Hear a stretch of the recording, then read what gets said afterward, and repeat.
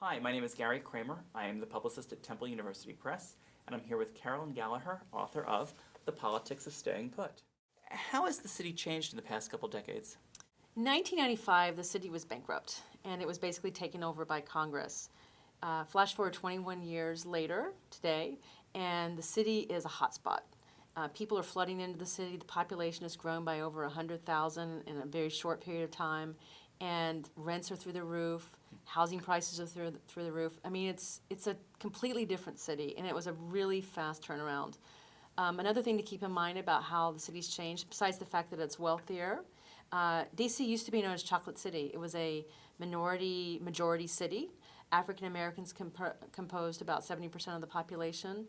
They are now below 50%. So it's also become less black and more white. So how has housing changed during this period of gentrification? In 1995, housing in the city could best be described as disinvested. So landlords didn't repair roofs, or they did patches. They didn't make substantial repairs to joists. They had mold infestations, kind of all the things you can think about a house kind of falling apart or a condo falling apart. And they've reinvested in the city. So basically, you've got people building new buildings. You've got people refurbishing old buildings. So there's a lot of money going into housing in the city. How have we understand the role of condo conversion in this process of gentrification? So normally in a city, if your landlord sells your apartment building to a developer who wants to convert it to condo, you're sort of out of luck. You can stay in your unit until the end of the lease, and then the new developer is going to throw you out or ask you to leave or not renew your lease, and so you're going to basically have to leave. And then the new owner turns those units into condominiums and sells them at luxury rates. So normally we think about condo conversion as bad for tenants and also kind of leading edge of gentrification because it's the process that brings people with higher incomes into the city.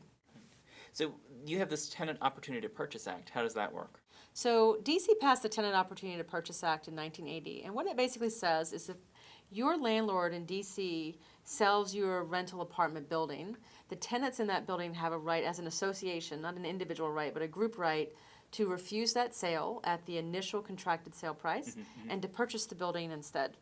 And what they normally do is work with the developer to finance that, and then the developer, in conjunction with the tenants, either converts the building to condominium or co-op, or they can choose to stay rental. How do people stay put? They join this association and they put the building up in the best interest for them? So what happens is you join the tenants association, or some buildings already have a tenants association, and then you get together and you have a series of meetings, lots of meetings, and you decide, do we want to refuse the sale?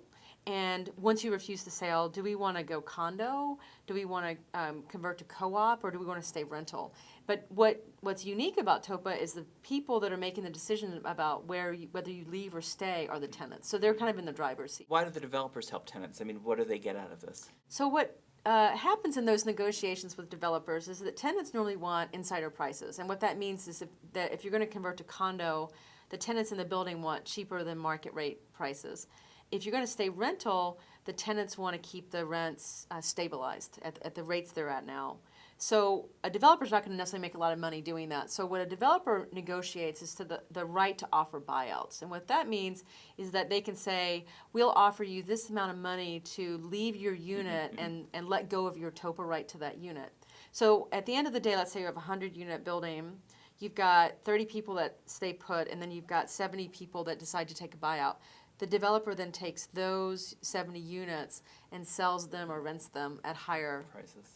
Right. And because DC is like so vibrant now in the sense of people wanting to move in, and it's like, you know, there's not enough houses for the people that want to come here, they can really charge the rents and the prices that make it worth their while. Do you think this could work in other cities? It could work in other cities, but I would caution any city that does this to definitely think about it, and I think it works, but look at what DC did poorly before you do it.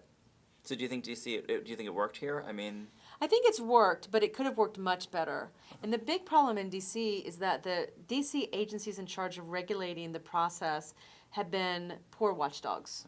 okay. So they have let tenants not get their tenant notice. You know, you're supposed to get a TOPA notice when your building is sold so that you can refuse a sale. You need to know your building's been sold to refuse it. So what's happened in a lot of cases is landlords and developers have just skirted those regulations, and there's nobody kind of keeping an eye to make sure that the process is following the rules. So you really need a good watchdog for this process to work properly. Okay, well, thank you. The book is Politics of Staying Put by Carolyn Gallaher, published by Temple University Press.